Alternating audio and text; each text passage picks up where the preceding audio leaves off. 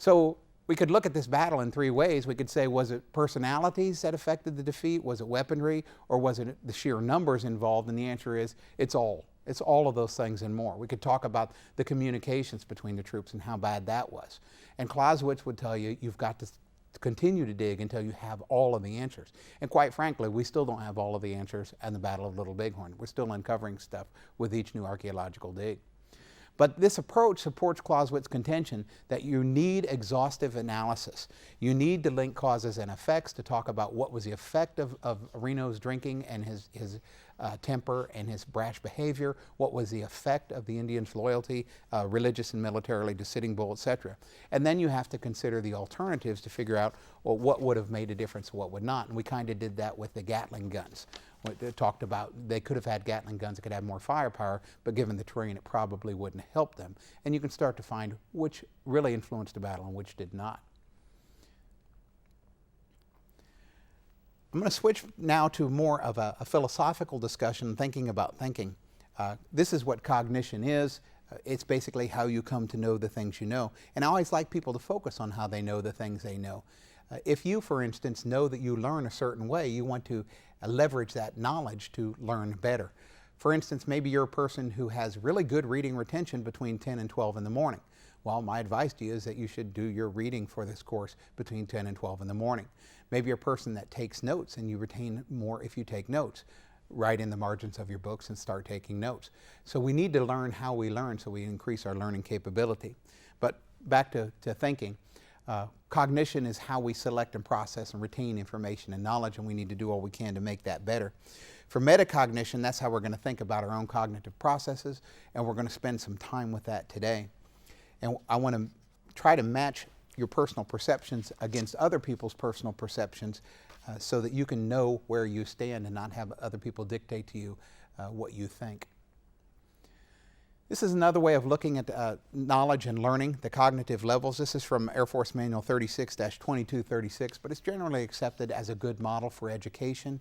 We see it a lot, particularly in your PME programs, PCE programs, and even Air Force training programs. And it's used widely across civilian institutions as well. Basically, knowledge is the ability to regurgitate information you receive. It's when you were a kid, you had to take a test and you just spit back the answers to the questions that you'd studied the night before. Comprehension is you're going to restructure that information in different terms, something that means something to you. Application is when you're going to transfer information into action. Analysis is when you break things down into subcomponents, kind of like we broke down the battle into subcomponents, looking at leadership, weaponry, etc. Synthesis is where you put it back together again and make new information. You're going to take those pieces and put them back together in ways that have unique meaning for you and that you can use. And lastly, evaluation is putting some sort of value judgment on the information that you take in. I think this is important for us as people who serve the military, and I was a military officer for 29 years, so I still consider myself a uniformed officer even though I'm no longer in uniform. But it's very important for us as military personnel to think about this because we have just got to do better in our thinking. If we do, we'll be more efficient. And efficiency is really important right now with lean finances, the extraordinary times that we find ourselves. It'll also improve our effectiveness, our thinking effectiveness. If we can think more efficiently and think more effectively, not only will we come up with the right answer, we'll come up with the right answer more quickly. And we need to dedicate more time to practicing. And this is an interesting concept, practicing thinking. I urge people to practice thinking all the time. Too often we become passive recipients of information and knowledge, and we don't evaluate that knowledge. We should always evaluate the knowledge we receive. A good place to start on this journey into exercise thinking is to watch commercials. Commercial television is an extraordinary endeavor. Marketing is a kind of mind control. They're trying to prompt you to do something that you wouldn't have done without seeing the commercial. And you should be asking yourself, what about this commercial makes me want to buy that product? Why does a little green lizard with an Australian accent make me want to buy car insurance? What is that connection? You might have seen the commercials, every kiss begins with K. What are they selling? A lot of my students will say they're selling diamonds. No, they're selling sex. If you watch closely, as soon as the male pulls out the diamond, he gets a kiss, or the silhouettes go off in the corner somewhere. That's fascinating. We need to understand the messages that are being delivered to us and how they work.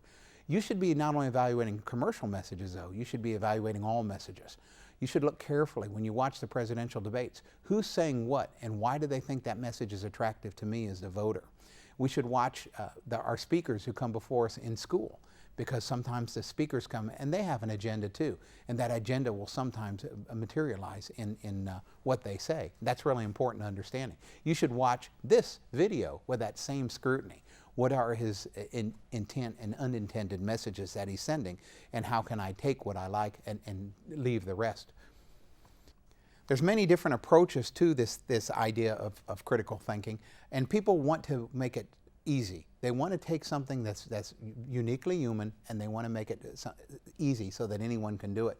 The AFSO 21 8-step model is a good example.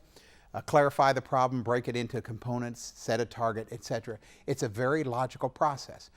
I don't say it's a bad process, it's a fine process. All of the processes I'm going to outline to you are fine processes. This is good because you can get a group of people who have divergent ways of thinking to come together on some plan forward. So a lot of times you can use these models for that.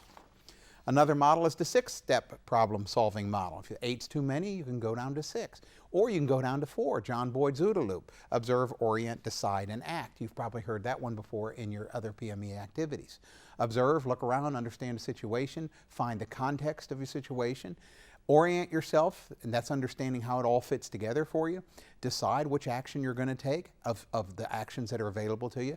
Then act. That immediately changes the context, and once again you have to start over observing. So that's why they call it a loop. If you were to compare these things, you could see that they kind of line up. Clausewitzian critical analysis there on the left, he tells you basically to observe, orient, decide. He doesn't give you act because he uses critical analysis to study battles in the past, so no actions required. But if you compare the OODA loop to the 6-step and the 8-step program, all you're really seeing is that they're thin slicing some of the steps in the 4-step program to create other steps to make sure you've achieved all you want to achieve.